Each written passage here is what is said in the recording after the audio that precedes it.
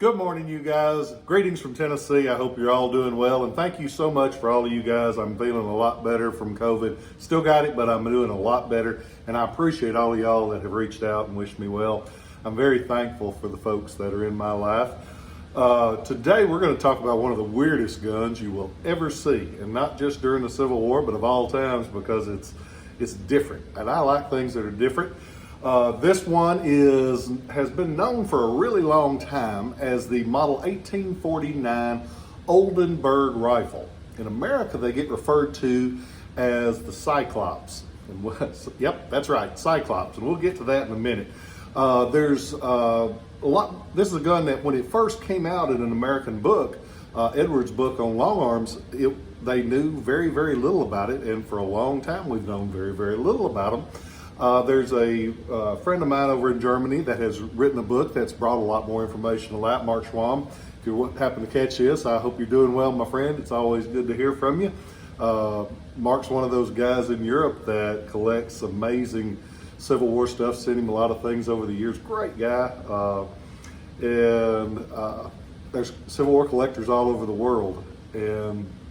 But back to the gun, they have brought back in their book, Mark did a book that brought a lot of information to light on these rare guns and showed just how rare they are and how important they are.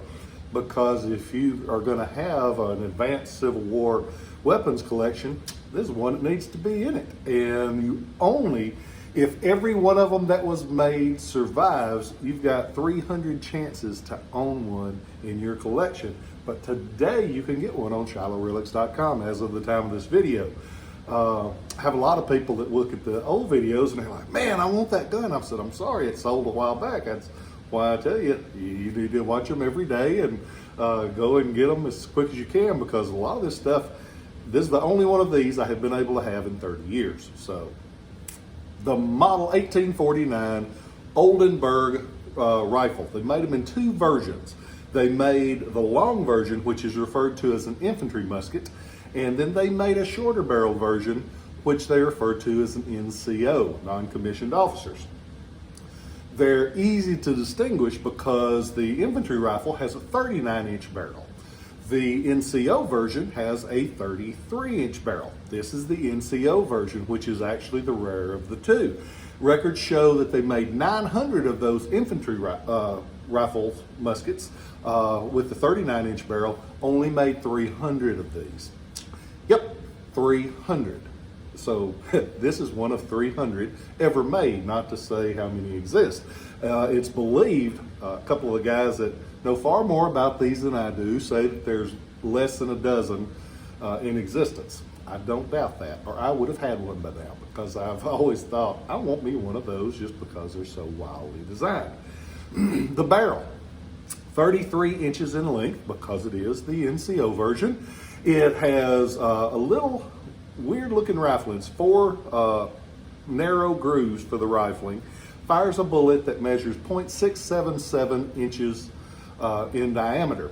Big bore, that translates to 17.2 millimeters, the way they figured it over there. That old metric system. Never much cared for that, but hey, it's helpful sometimes, especially if you're dealing in European guns like the pinfire, this gun, other guns. So where were they made? There was a little place called Herzberg, Germany. And in Herzberg, Germany, there was a place owned by Carl Philipp Krause. I'm sure they say that differently in Germany, but we don't get a lot of Germany here in West Tennessee. But Carl Philipp Krause manufactured these guns at that place, and he made a heck of a gun. It's weird, but it is a very, very well-made gun. The gun has that 33-inch barrel, has the patent-style breech like this. The hammer, huge hammer. Look at that hammer. What's cool about that hammer is in the arc of it, it has a cutout. Why would you cut out the middle of a hammer on a gun? When you cock it back, you can actually peek through that little hole and line it up with the sight on the front of the barrel. That's why they call it a Cyclops, because of that single centered hole in the middle of the hammer.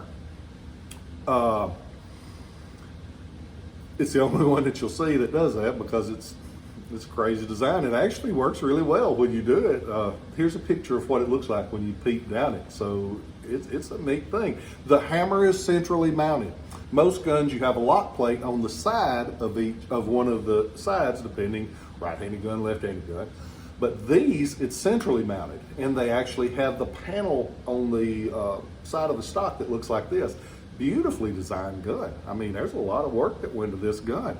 The stock, beautiful single piece of wood. This one has a great look. Right here, you have this mark. You have the crown stamp on it. So how did they go from this German-made gun? How did it get it in America? At the early days of the war, they sent buyers over, north and south, sent buyers over to Europe, and they basically bought everything they could get their hands on. There's a note that mentions these in 1861, where they were being offered for sale to one of the buyers for the Union. And they said that they could be bought for $6 a piece. And they did buy them, bring them over. And there's one regiment, there's probably others that got some of them, but there's one regiment for sure that we know they went to. It was the 56th Ohio Infantry. So we do know that at least some of them got in the hands of some of those Union soldiers. It wouldn't have been one you would have been extremely proud of, because it had an odd sized bore. It had an odd look. It didn't come apart easy. If it broke, you're screwed. Your replacement parts, forget it, not gonna happen. But they did make it over, and a lot of those Western theater guys like the 56 got stuck with the second and third rate arms just because they weren't in that Army of the Potomac getting all the fresh stuff, because they were second class citizens back then. But the gun is cool. It's got the wood stock. The barrel is held in place on the stock by these iron studs with the little brass escutcheons on it. It has a big brass trigger guard like this. It has an iron butt plate. This one has assembly numbers of number 7 on it. So I don't know for sure if that's a serial number or not, but it's entirely likely. If not a serial number, at least an assembly number. The ramrod is almost always gone on these. I was lucky enough to have somebody that had one to pattern it after, and they made me a museum copy replica like this. So it looks just like it should and like it would have when it left the factory. So, you know what I'm gonna say, go on to ShilohRelics.com, check this out. It's an amazing gun. It's the only one. If this one sells and you want another one, I can't help you, hoss. You're gonna miss it.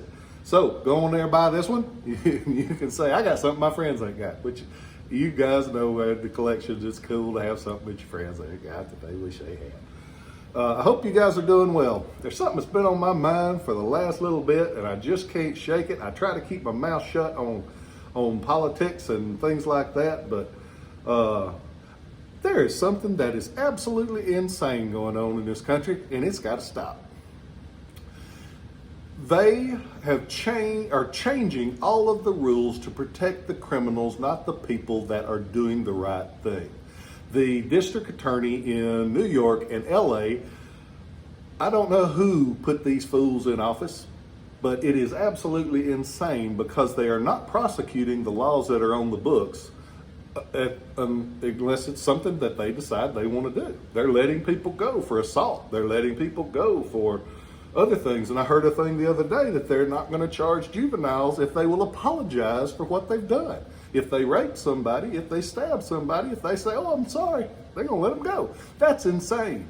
There are so many good people in this country, and they work so hard, and they have earned what they have. They have earned their right to have a wonderful life and to have protection under the law. It's crazy. It's absolutely crazy, and something needs to change. You need to write letters to those people, to the governors, you need to send them an email and say, the good people of this country need to be protected. It's as simple as that. If the law's on the books, enforce it. It's just absolutely insane that the smash and grabs that they're having in San Francisco, it's crazy. And they're getting away with it. It's insane, and it needs to stop, because the good people, the people that have worked all their life doing what they're supposed to be doing, deserve to be protected. And it's not about the stuff, it's about right and wrong. And so I'm gonna get off my soapbox now, but it ain't right and it needs to change, because if you ignore the small robberies, if you ignore the assaults, the next time they're gonna do that and more. That's simple. That's logic. So I am thankful that I am not a politician, that I just sell antiques, but somebody got to tell them. I love you guys. I appreciate you guys. I hope that you are all safe and in a place in your life where things are good.